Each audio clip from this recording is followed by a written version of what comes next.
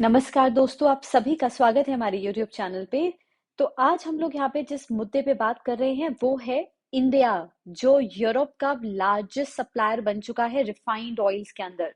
और Saudi Arabia ने second place ले ली है अब इसके बजाय। तो इंडिया इस समय यूरोपियन नेशंस को लार्ज अमाउंट में रिफाइंड ऑयल जो है वो ट्रांसफर कर रहा है, उसको सप्लाई कर रहा है। इंडिया का टारगेट है कि इस साल जो फाइनेंशियल ईयर है गवर्नमेंट का, इस साल उसको 900 बिलियन डॉलर्स तक का एक्सपोर्ट जो है वो करना है। और इस टारगेट के अंदर एक बहुत बड़ा रोल जो है ये पेट्रोल और पेट्रोलियम प्रोडक्ट्स जो है वो प्ले करते हैं, जिसमें अगर आप देखें तो कुछ नेशंस ये भी कह रहे हैं कि हाँ, यहाँ पर इंडिया रशिया से ऑयल ले रहा है, उसको रिफाइन कर रहा है, क्योंकि इंडिया के अंदर बहुत बड़ी रिफाइनरी यूनिट्स हैं जिसके बेसिस पे वो उसको रिफाइन करके वापस अब कहाँ भेज रहा है, यूरोपियन नेशंस के अंदर भेज रहा है। और सऊदी अरेबिया जो पहले लार्जेस्ट सप्लायर हुआ करता था वो भी सेकंड प्लेस पे आ चुका है। सो आज हम लोग यहाँ पर इन सभी मुद्दों को समझेंगे। सो अब हम लोग शुरू करते हैं अपनी इस लेक्चर सीरीज को, इस सेक्शन को देखते हैं, समझते हैं और यहाँ पे जो इम्पोर्टेंट मैटर है, जो इम्पोर्टेंट इशू है, उसको क्लियर डिटेल में समझेंगे। तो चलिए शुरू करते हैं। यहाँ पे सबसे पहली चीज आती है कि यूरोप की जो रिलायंस है इंडियन क्रूड ऑयल पे वो सिग्निफिकेंटली इंक्रीज हो चुकी है जब से उसने रशिया के ऑयल के ऊपर सैंक्शंस को प्लेस किया है। अगर रीसेंट डेटा भी हम लोग देखें directorate general of commercial intelligence और स्टैटिस्टिक्स के हिसाब से, तो इंडिया हर साल बहुत बड़ी मात्रा में पेट्रोलियम प्रोडक्ट्स को एक्सपोर्ट करता है। लेकिन इस साल ये एक्सपेक्ट किया जा रहा है, क्योंकि इंडिया चाहता है कि कुछ 900 बिलियन डॉलर्स तक का हमें एक्सपोर्ट करना है, जिसमें बहुत बड़ी मात्रा में पेट्रोलियम प्रोडक्ट्स कंट्रीब्यूट करते हैं। तो it has been increase to approximately 20.4% year over year in the month of April to January. तो ये एक बहुत सिग्निफिकेंट इंक्रीज है जिसके थ्रू हम अपने ये टारगेट जो है 900 बिलियन डॉलर्स तक का, इसको अचीव कर सकते हैं। आगे अगर आप इसमें देखेंगे, तो अगर हम लोग इसी ईयर के कंपैरिजन में लास्ट ईयर को कंपेयर करें, तो यूरोपियन यूनियन के अंदर अप्रोक्सीमेटली कुछ 15% ऑफ इंडियाज जो पेट्रोलियम प्रोडक्ट्स हैं उनको एक्सपोर्ट किया जाता है। और इंडिया का जो पेट्रोलियम प्रोडक्ट का एक्सपोर्ट है वो इस बार बढ़ चुका है नियरली 22% तक के आसपास का, पिछले 4 महीनों के अंदर ही, क्योंकि यूरोपियन नेशंस ने जो सैंक्शन रशिया पे लगाया है और इस समय जिस तरीके का मार्केट सिनारियो है, जैसा रिसेशन चल रहा है मार्केट में, मंदी चल रही है, नेशंस को परमिशन दी जा रही है कि वो जाकर अब रशिया से अपना क्रूड ऑयल ले सकते हैं। जैसे जापान, वो रिसेशन के साइकिल में नहीं फंसना चाहता, तो वो अब रशिया से ही अपना क्रूड ले रहा है।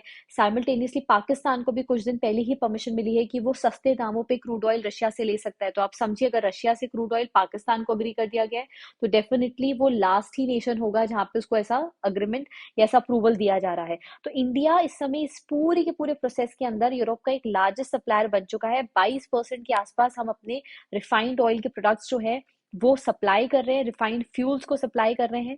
यहाँ पर अगर आप देखें तो क्यों इंडिया अपने पेट्रोलियम प्रोडक्ट्स जो है उसको एक्सपोर्ट कर रहा है यूरोपियन यूनियन के अंदर। देखिए, अगर हम लोग वर्ल्ड ऑयल मार्केट के हिसाब से देखें तो इंडिया एक बहुत बड़ी रिफाइनरी चेन के अंदर लाई करता है, क्योंकि हमारे यहाँ पे बहुत बड़ी रिफाइनरी यूनिट्स है, जैसे रिलायंस है, तो उनका मेजर जो बिजनेस सेक्शन है वो इसी के ऊपर है, जहाँ पे वो रिफाइन ऑयल की रिफाइनिंग करते हैं और उसको फिर हम लोग एक्सपोर्ट करते हैं पेट्रोलियम प्रोडक्ट्स के फॉर्म में।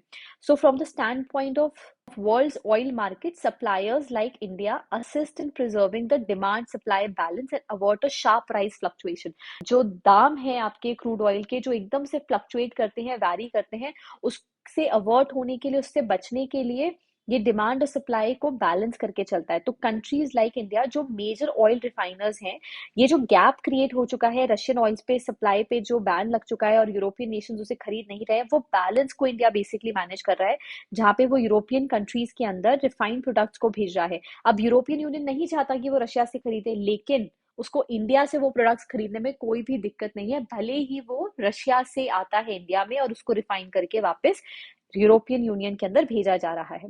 सो इंडिया एक बहुत सिग्निफिकेंट रिफाइनर है जो अप्रोक्सीमेटली 250 मिलियन टन्स की कैपेसिटी रखता है, हर साल इतना ऑयल रिफाइन करता है।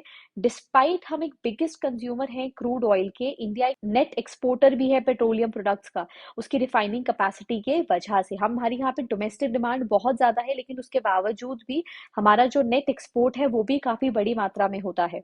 पैरेलली जो तो वेस्ट है, तो वेस्ट प्यूनिटिव एक्शंस हैं against Russia's oil and gas sector, it benefits the Indian refiners, specially जैसे रिलायंस इंडस्ट्री, नायरा एनर्जी, ये ऐसी यूनिट्स हैं जो रिफाइनरी सेक्टर के अंदर मेजरली काम करती हैं, एंड ये it enables them to buy the Russian oil at discounted price and earning a robust margins on the product supplies to Europe.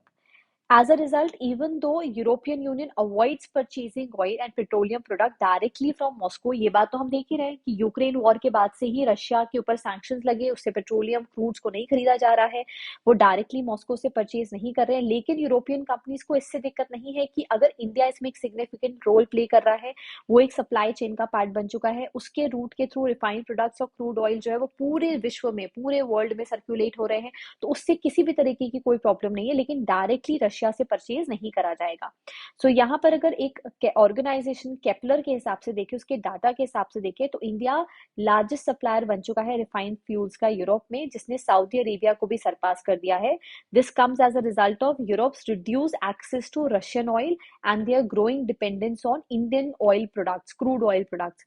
तो यूरोप के अंदर ये जो रिफाइंड फ्यूल इंपोर्ट्स की मात्रा जो है वो बढ़ी है इंडिया से कुछ 3,60,000 बैरल्स अ डे, जो अल्टीमेटली बहुत पैसा जो है वो इंडिया के रिजर्व्स में अब इंक्रीज होगा, क्योंकि हम बहुत बड़ी मात्रा में यहाँ पे क्रूड और उसके बने हुए प्रोडक्ट्स को, पेट्रोलियम प्रोडक्ट्स को एक्सपोर्ट कर रहे हैं. सो यहाँ पे रशिया का जो क्रूड ऑयल है वो कहा जाता है कि इट इज एक्सपेक्टेड दैट कि कुछ 2 मिलियन बैरल्स अ डे जो है वो इंडिया में इंपोर्ट किया जाता है, makeup approximately 44% of India overall oil import. हम जितना भी ऑयल इंपोर्ट करते हैं उसका 44% हमारा इस समय रशिया से ही आ रहा है. और यूक्रेन और रशिया के वॉर के बाद से ही रशिया एक बहुत बड़ा ऑयल का सप्लायर बना है, भले उस पर कितने भी सैंक्शंस लगा दिए गए हों, लेकिन उसके बावजूद भी रशिया एक बहुत ही बड़ा सप्लायर है इंडिया का, क्योंकि रशिया और इंडिया के रिलेशंस हमेशा से ही बहुत अच्छे रहे हैं, और इन रिलेशंस को ही हमेशा से मेंटेन करा है इंडिया ने. और इसी कारणों से रशिया और इंडिया आज के टाइम पर एक दूसरे के साथ बहुत सारी ट्रेड डीलिंग्स करते हैं, भले वो क्रूड में है, भले वो आर्म्स एंड एम्युनिशन में है. बट यहाँ पर यूक्रेन रशिया के वॉर के बाद भी इंडिया को वो डिस्काउंटेड रेट्स के ऊपर ऑयल देने के लिए तैयार है. फेब्रुवरी के महीने में अगर हम लोग देखें तो रशिया इंडिया का लार्जेस्ट क्रूड ऑयल एक्सपोर्टर बन गया था by value, followed by Saudi Arabia and Iraq. Despite western countries ने रशियन ऑयल के ऊपर कैपिंग करी, सैंक्शंस लगाए, बट उसके बावजूद भी ऑयल रेवेन्यूज को कंट्रोल नहीं कर पाए हैं. तो फाइनेंशियल ईयर 2023 में एक्सपेक्टेड है कि रशिया जो एक सिग्निफिकेंट सप्लायर है अब इंडिया का डिस्काउंटेड प्राइस पे, और वेस्ट उसके ऊपर सैंक्शंस लगा रहा है, ये भले एक स्टैंड है, बट इंडिया के लिए ये काफी ग्लोरीफाइंग ईयर हो सकता है और काफी एनरिचिंग ईयर हो सकता है. यूनियन मिनिस्ट्री ऑफ कॉमर्स के हिसाब से भी यहाँ पे देखा जाए तो रशिया हमारा एक टॉप एक्सपोर्टर बन चुका है. फेब्रुवरी के मंथ में जब यूरोपियन नेशंस पे उस पे बैरियर लगाया था कि $60 पर बैरल का कैपिंग करा जाएगा, बट उसके बावजूद में इंडिया उसने उसे नहीं सुना, और उसके बाद सिर्फ और सिर्फ उससे इंपोर्ट्स जो हैं अपने इंक्रीज करे हैं.